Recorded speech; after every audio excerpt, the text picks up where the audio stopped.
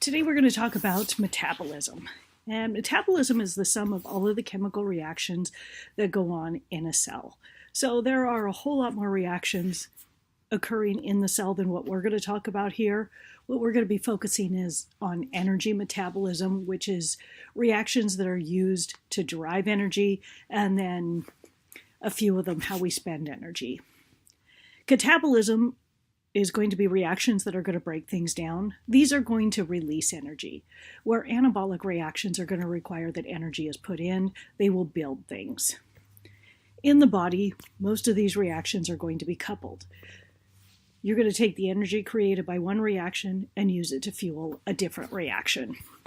So your ATP or adenosine triphosphate is a high energy compound. This is like your paycheck. So when you go to work, you get a paycheck, then you take your paycheck and you pay your bills. In the cell, you're going to do catabolic reactions to get ATP, and then you will use that ATP to fuel other anabolic reactions. So the catabolic reactions are going to break things down, and there are four main ones that we're going to look at. Glycolysis is going to take glucose and break it down into pyruvate. This will release a couple of ATP. It doesn't release a lot, just 2, but no oxygen is required. The Cori cycle or lactic acid cycle is going to take place if oxygen is not present to do oxidative metabolism. If oxygen is present, the cell will choose to do oxidative metabolism in a human because it's far more efficient. When it is not present, it does the Cori cycle, and pyruvate will be converted to lactic acid.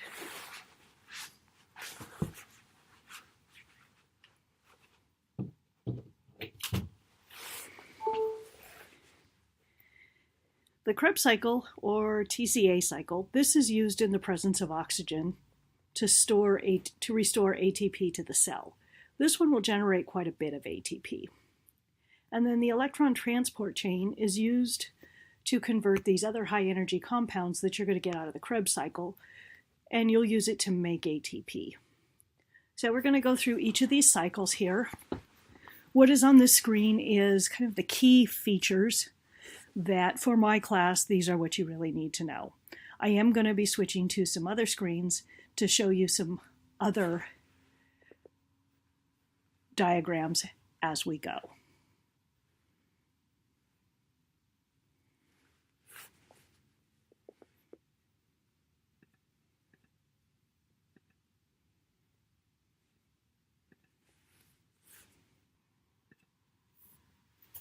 So the first cycle that we're going to look at is glycolysis. So with glycolysis, we start out with glucose. Glucose is going to have 6 carbons in there. This whole process is aimed at taking glucose and reacting it with oxygen to give you carbon dioxide and water. So what we're going to be doing is following what happens to the carbons here as they get broken off, eventually one at a time, to be turned into carbon dioxide. Over here it lists the enzymes. For the purposes of this class, don't worry about that. So in order to get this process started, we are going to put in a little bit of energy in the form of ATP. We're going to take that phosphate and put it on to the 6th carbon here, and it will be called glucose 6-phosphate. We rearrange it a little bit to make fructose 6-phosphate. In order to really get the reaction going, we put in a little bit more ATP. So you're going to have another phosphate added on here to be fructose 1,6-bisphosphate. This is finally going to have enough energy to break in half, and we're going to turn it into dihydroxyacetone phosphate and glyceraldehyde 3-phosphate. So the glyceraldehyde 3-phosphate is going to be the one that moves to the next step. Both of them are going to turn into glyceraldehyde 3-phosphate. So we're going to do a little bit more phosphorylation here and add phosphates onto both of these again to have 1,3-bisphosphoglycerate. Now we're finally going to get a little bit of energy back, and we're going to pull off one of those phosphates on each of there, so we'll be down to 3-phosphoglycerate. We rearrange it a little bit more, we'll be down to 2-phosphoglycerate. Rearrange it a little bit more, and we're down to phosphoenol pyruvate. And then we're going to pull off these last phosphates. And in this last step will be where we finally have a net gain of 2 ATP. So when we pull off these first 2 phosphates, we're going to replace the 2 ATP that we invested to get things started. Down here, we're going to pull off these last 2 phosphates, and we finally end up with 2 pyruvates and a net gain of 2 ATP. So for the summary of what you needed from that cycle is glucose splits in half to give you 2 pyruvate. This was an anaerobic process. No oxygen was consumed in the process. In terms of energy, what we gained is a net gain of 2 ATP. Insulin promotes this process happening. Insulin lowers your blood glucose. If you are breaking down the glucose, it will allow you to take more glucose into the cell. This process is reversible. So in the presence of glucagon that's telling the body that the blood glucose is low, you can do gluconeogenesis, which literally means generates new glucose. And you'll turn pyruvate into glucose. So the next cycle that we look at is the Cori cycle. So the Cori cycle is going to come into play if we don't have oxygen present. You've had this glucose, and you've split it in half to make 2 pyruvate. In the process here, if you can't use it, what you're going to do is convert them into lactic acid. So that lactic acid or lactate can be sent back in to make pyruvate and glucose again if it is needed to do gluconeogenesis.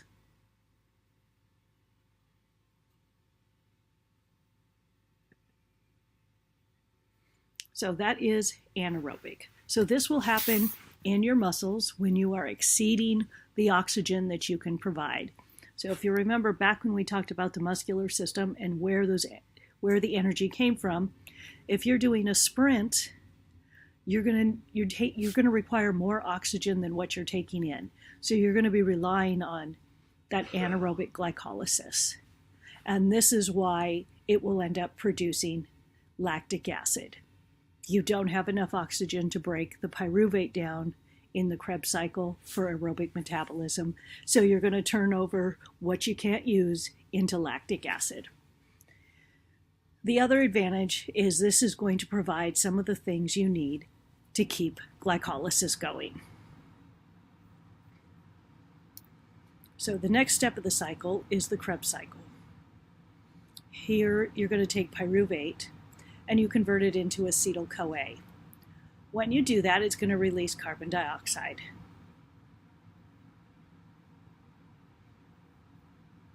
So here you've got the pyruvate, and the pyruvate is going to be converted into acetyl-CoA. Pyruvate has 3 carbons, acetyl-CoA has 2 carbons. We're going to add the acetyl-CoA onto this oxaloacetate to make citrate. And we're going to go through and rearrange this a little bit until we get to isocitrate. And then isocitrate will be converted into alpha-ketoglutarate. At this point, we're going to pull off a carbon dioxide, which is really small here on this diagram. So it's going to go from having 6 carbons down to having 5 carbons, and you have a carbon dioxide here. So you also had a carbon dioxide released up here. So this pyruvate that was acetyl-CoA, this is what happened to that 3rd carbon, and now you're down to 2.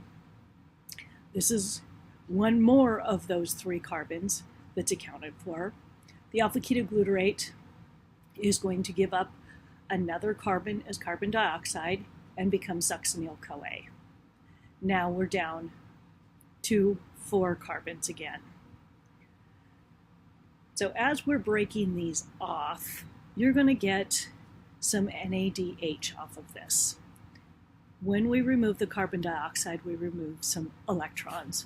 The electrons are going to be stored on this NAD+ that will become NADH. The NADH is going to hold energy in there while it's holding on to the electrons. So ATP is your primary source of energy. This would be kind of like getting some euros. It's another source of energy that you'll be able to harvest later on. So we've got some NADH here and some NADH here. And we have all of those carbons accounted for. Succinyl-CoA will become succinate. And in the process of rearranging itself, it's going to give you some GTP. This is going to be yet another way of storing energy. So this one might be like having some Canadian dollars. The succinate will rearrange to make fumarate, and the fumarate will rearrange to make malate. The malate will rearrange to make oxaloacetate. So in this process of making the fumarate here, you'll actually get another molecule off of this FADH2. And then when we make the malate back to oxaloacetate, you're going to get some more NADH in here. And then you are back to oxaloacetate to repeat this whole process again. So for each glucose, you're going to split it in half to make 2-pyruvate. That will end up being 2 acetyl-CoAs. That's going to be 2 turns of this cycle. So what you end up getting out of this cycle is you're going to get carbon dioxide, NADH, FADH2, and GTP. So when we come back to our essential notes here you have it down as it's broken down, you're going to get NADH, GTP, FADH2, and carbon dioxide. So this process will require oxygen.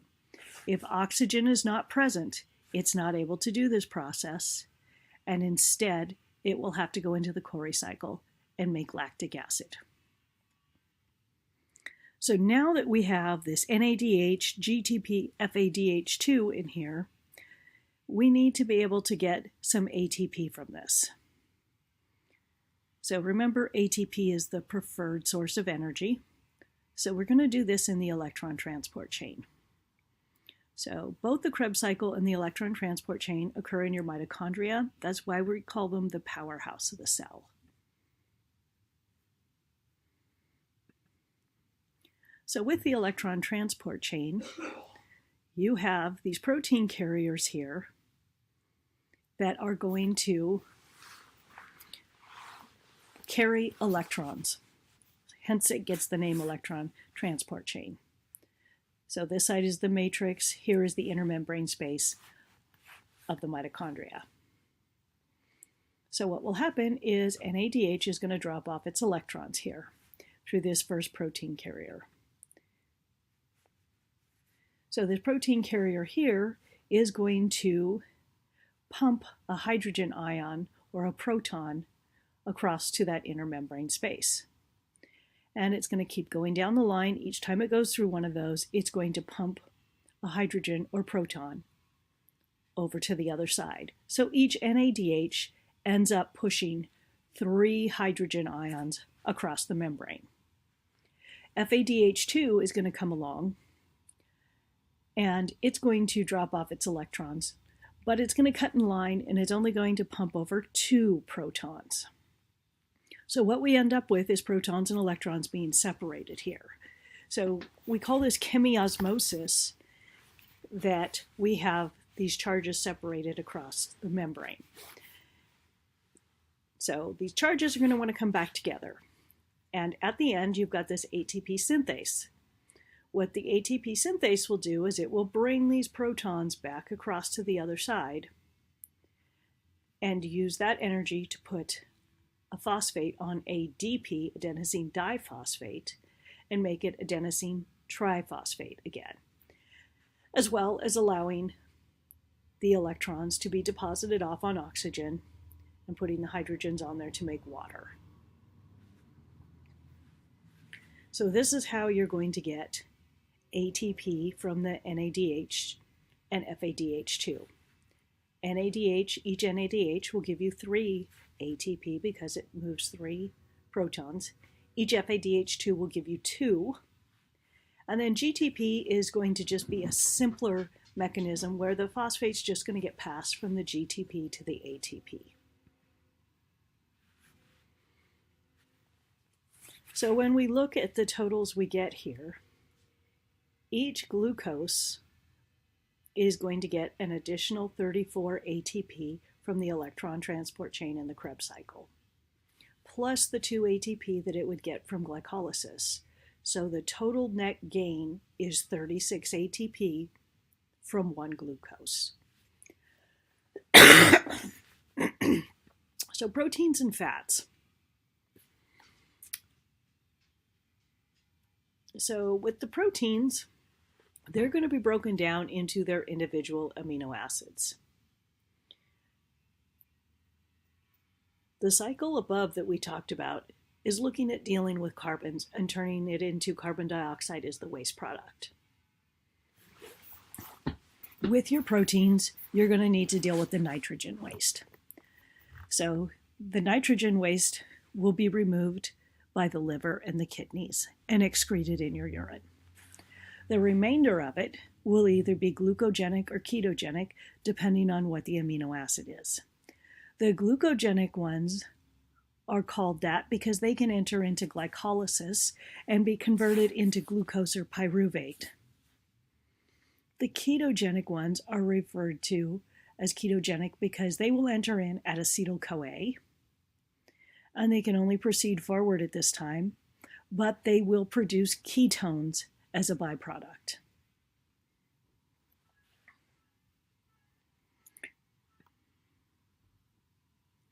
So when we look at the fatty acids, you're going to start with a triglyceride. A triglyceride is a glycerol with 3 fatty acids attached. So we will pull the fatty acids off of the glycerol, and they will get broken down 2 carbons at a time into the acetyl-CoA. Fats yield a lot of energy.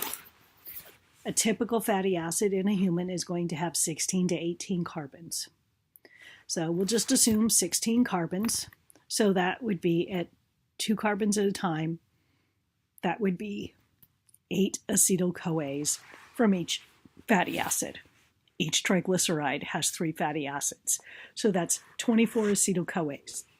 That's going to be going through 24 turns of the Krebs cycle and electron transport chain to give you a lot more energy. So fatty acids are also going to produce ketones as a byproduct. The glycerol from the triglycerides, it will enter in at glycolysis. That means it could also potentially do gluconeogenesis.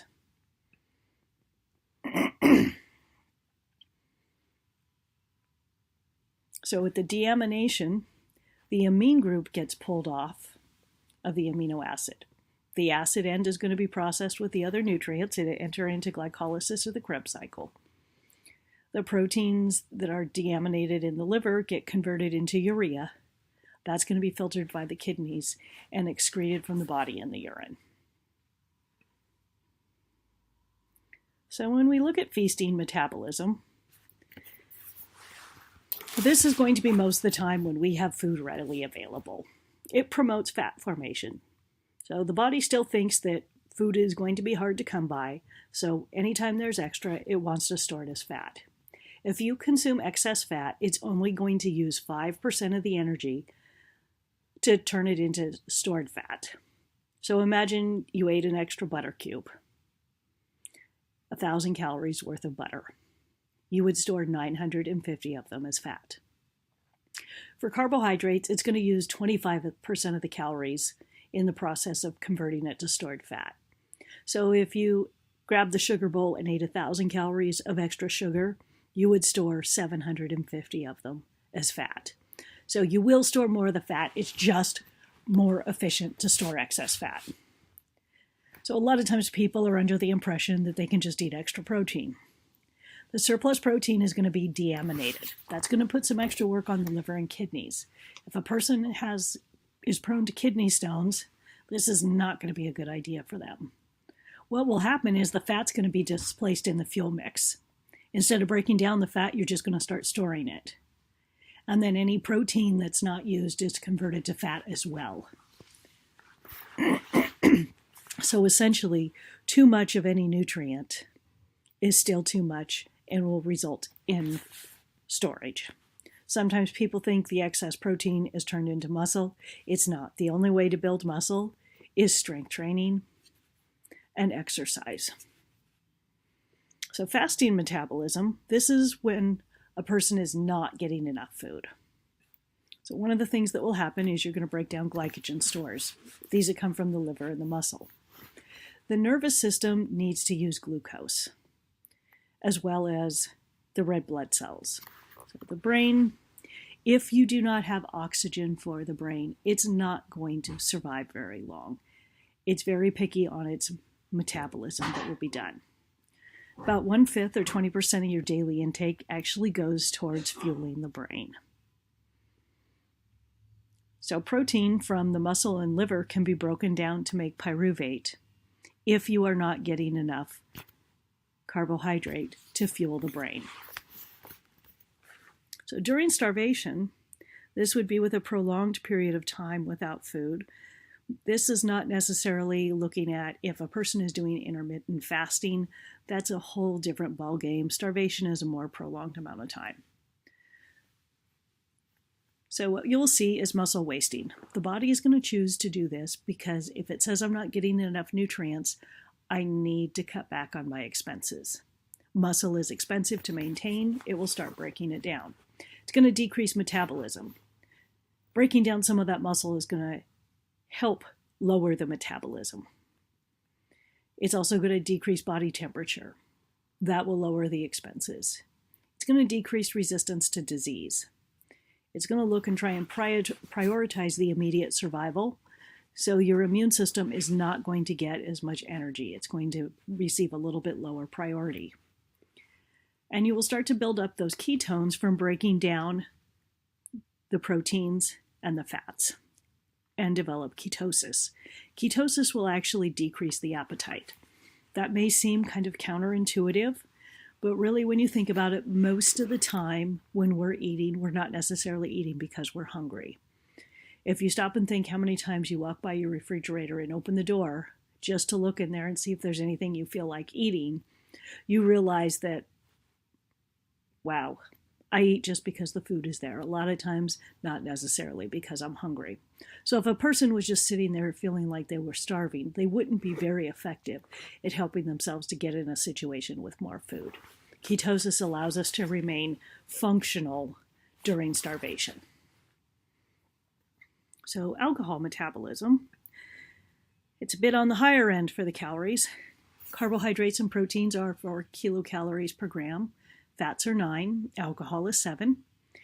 It's not digested, but it is quickly absorbed. 20% of it's going to cross the stomach and go immediately to the brain within 1 minute.